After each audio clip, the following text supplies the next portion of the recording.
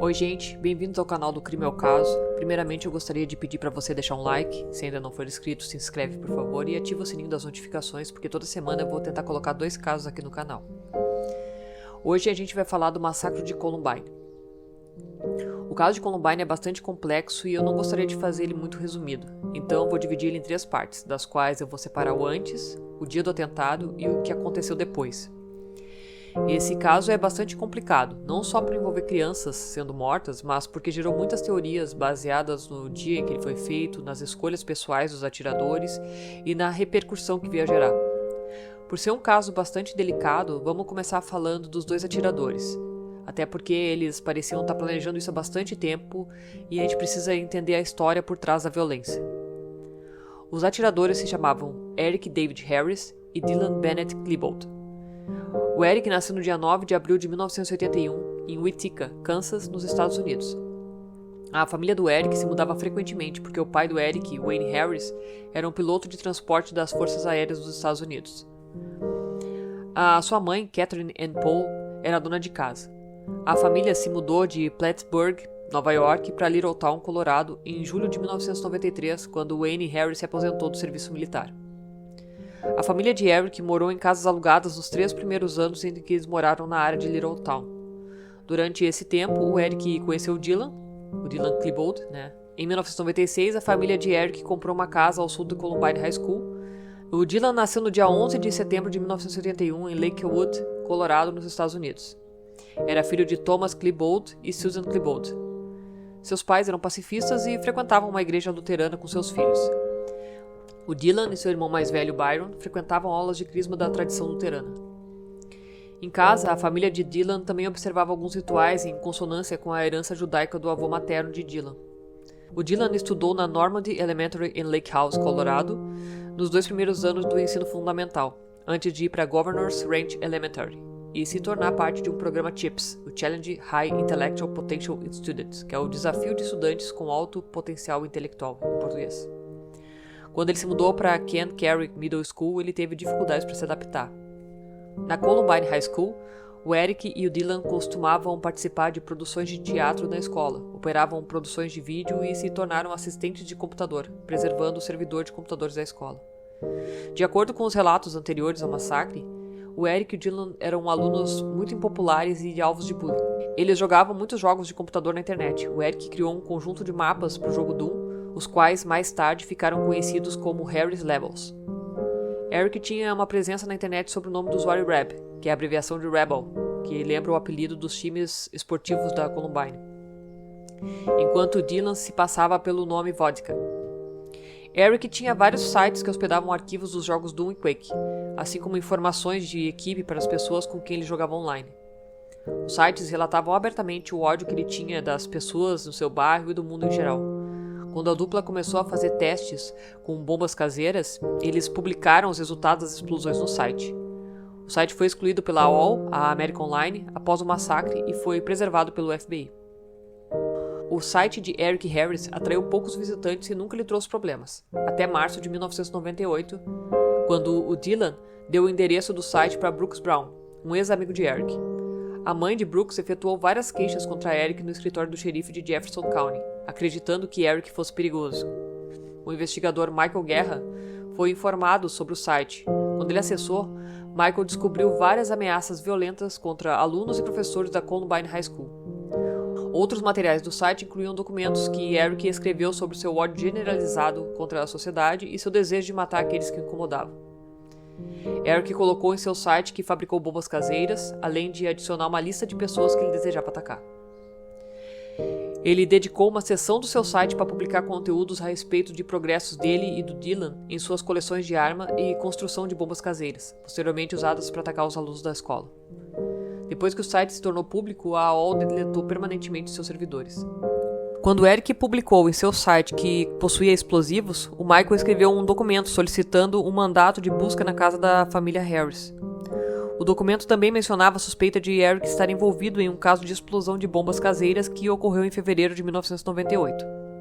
O documento nunca foi arquivado, foi escondido pelo escritório do xerife de Jefferson County e não foi revelado até setembro de 2001.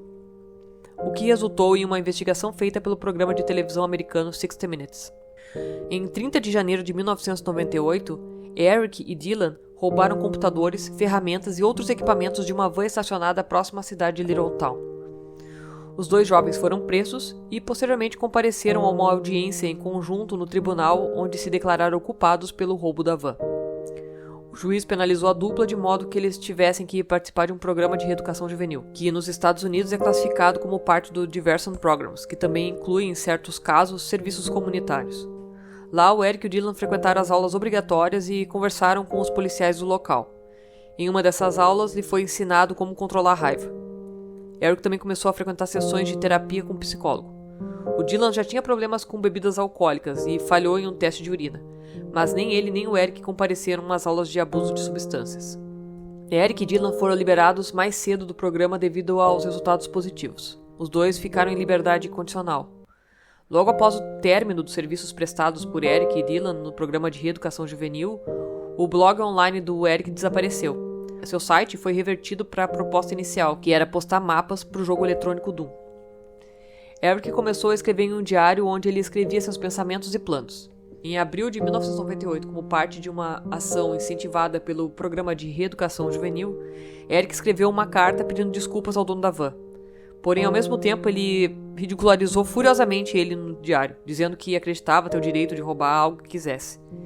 Eric continuou indo ao psicólogo, mas parou meses antes dele e do Dylan cometerem um massacre na Columbine High School. Em uma consulta agendada com seu psiquiatra, Eric se queixou de depressão, raiva e pensamentos suicidas. Como resultado, seu psiquiatra lhe prescreveu um antidepressivo chamado Zoloft. Então Eric começou a se queixar de se sentir inquieto e com problemas para se concentrar. Em abril, seu médico trocou a sua medicação pelo Luvox, um antidepressivo semelhante. Em dezembro de 98, o Eric e o Dylan gravaram Hitman for Hire, um vídeo para um projeto da escola onde eles xingavam, gritavam para a câmera, fizeram declarações violentas e atuaram atirando e matando alunos no corredor de sua escola como assassinos de aluguel. Os dois exibiam temas de violência em seus projetos de criação literária para a escola. Sobre uma história baseada em Doom, escrita por Eric no dia 17 de janeiro de 1999. O professor de Eric disse: "O seu é uma abordagem única e sua escrita funciona de uma maneira arrepiante. Bons detalhes e configuração de humor." Eric e Dylan começaram a escrever em diários logo após suas prisões, em 1998. Nesses diários, a dupla escreveu sobre um arsenal com fitas de vídeo que eles mantinham em segredo. Seus diários documentavam seus planos de causar um grande bombardeio para superar o atentado de Oklahoma City. Os diários descreviam ideias de como escapar para o México, sequestrar um avião no aeroporto internacional de Denver e chocá-lo contra um edifício em Nova York, e detalhes sobre o ataque planejado. Lembrando que aqui são divagações e ideias de dois adolescentes americanos brancos. O ataque às Torres Gêmeas aconteceu só 2 anos depois, em 2001. A dupla guardava vídeos em que falavam sobre os explosivos, as munições e as armas que haviam obtido ilegalmente. Nos meses anteriores ao ataque, Eric e Dylan adquiriram 2 armas de fogo de 9mm e 2 espingardas de calibre 12. Um amigo da dupla, Robin Anderson, havia inadvertidamente comprado um rifle e 2 espingardas. Mais tarde, através de Philip Duran, um outro amigo da dupla, Eric e Dylan compraram um revólver de Mark Mannes por $500. Eles revelaram como escondiam seus arsenais em suas casas e como enganavam seus pais sobre suas atividades. A dupla gravou vídeos praticando tiro ao alvo em uma colina próxima, assim como áreas da escola que planejavam atacar. Usando instruções obtidas através da internet, eles construíram um total de 99 explosivos improvisados de vários formatos e tamanhos. Eles alteraram suas espingardas de modo que ficassem mais fáceis de ocultar.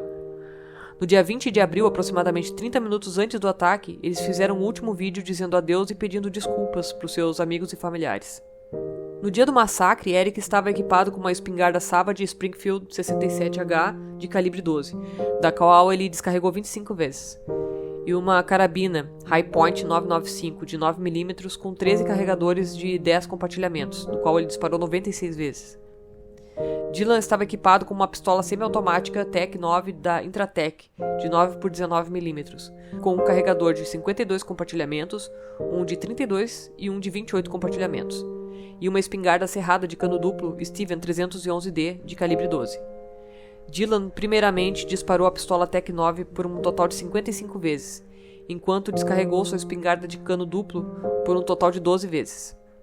Na manhã de terça-feira do dia 20 de abril de 1999, Eric Harris e Dylan Klebold colocaram uma pequena bomba em um campo a cerca de 5 km ao sul de Columbine High School e a 3 km ao sul da estação do Corpo de Bombeiros.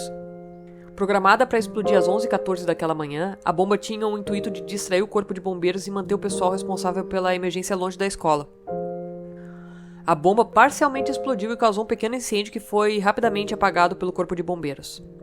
Às 11h10, o Eric e o Dylan chegaram separadamente na Columbine High School. Eric estacionou seu veículo no estacionamento para alunos júnior, na entrada sul, enquanto Dylan estacionou no estacionamento para alunos sêniors, na entrada oeste. A lanchonete da escola, o alvo principal de bomba da dupla, estava situada no meio desses dois estacionamentos. Após estacionarem seus carros, os dois, cada um contendo bombas escondidas, programadas para explodir às 12 horas, se encontraram próximos ao carro do Eric e armaram 2 bombas de propano de 9 kg antes de entrar na lanchonete, poucos minutos antes do início do turno do lanche A. A dupla esperava que, após detonar suas bombas caseiras na lanchonete na hora mais movimentada do dia, aproximadamente às 11h17, isso mataria centenas de alunos e possibilitaria que eles atirassem nos sobreviventes que tentassem fugir do edifício. Eles se posicionaram nas 2 saídas da lanchonete para que ninguém pudesse escapar. Se essas bombas tivessem explodido com força máxima, Eric e Dylan poderiam ter matado ou ferido gravemente todos os 488 estudantes que estavam na lanchonete, e possivelmente poderiam ter derrubado o teto, deixando cair parte da biblioteca na lanchonete. O vice-xerife de Jefferson County, Neil Gardner, foi designado para ser o policial responsável para vigiar a escola em tempo integral. Neil costumava lanchar com os alunos na lanchonete, mas nesse dia ele optou por comer um lanche no carro mesmo, no noroeste da escola. Os funcionários de segurança da Columbine High School não viram as bombas serem colocadas na lanchonete, pois um guarda estava substituindo a fita de vídeo de segurança da escola quando isso aconteceu. As mochilas que continham as bombas estavam visíveis na nova fita de segurança, mas não foram identificadas como itens suspeitos. Nenhuma testemunha se lembrou de ver as mochilas sendo colocadas no meio de 400 outras mochilas de alunos que já estavam na lanchonete. Quando o Eric e o Dylan voltaram para os seus veículos, Eric encontrou o Brooks Brown, que é o menino que a mãe fez a denúncia do site dele. O Brooks recentemente havia feito as pazes com o Eric após uma série de desentendimentos e ele estava no estacionamento fumando um cigarro. Aí ele ficou surpreso e viu o Eric ali, porque havia percebido que ele tinha se ausentado de uma prova importante. O Eric parecia despreocupado quando se lembrou do fato, comentando: "Não importa mais." Então concluiu: "Brooks, eu gosto de você agora. Sai daqui, vai para casa." O Brooks, sentindo-se apreensivo, se afastou. Minutos depois, os alunos que saíam da Columbine High School para o lanche viram o Brooks Brown saindo da escola. Enquanto isso, o Eric e o Dylan se armavam em seus veículos e esperavam a explosão das bombas da lanchonete. Gente, essa foi a primeira parte. Amanhã, no mesmo horário, sai a parte 2 do atentado em si. Não esquece de deixar um like e também um comentário do que você achou. Agradeço muito a tua presença até aqui e até a próxima.